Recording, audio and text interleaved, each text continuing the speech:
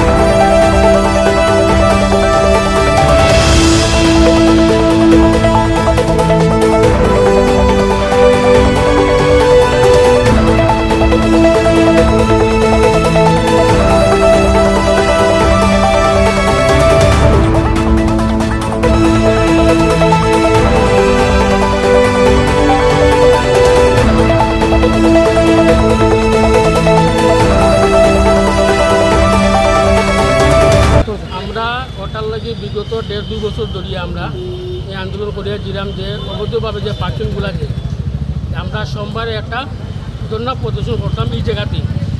আজকে দেখা গেল যে জিনিস থেকে সামনের থেকে লইয়া তারা মনে বিরোধী অব্দি আজকে মনে যত অবৈধ পার্কিং আছে সব গাড়ি শিলচর ট্রাফিক পুলিশে উঠাইবা। আর কালকে আমাদের লক্ষ্মীপুরের বিধায়ক, আমাদের মন্ত্রী, উনি কালকে এই রাস্তা হেঁটে দেখেছিলেন। দেখার পরে আজকে ট্রাফিক পুলিশ এসে ওটা কাজ করেছে।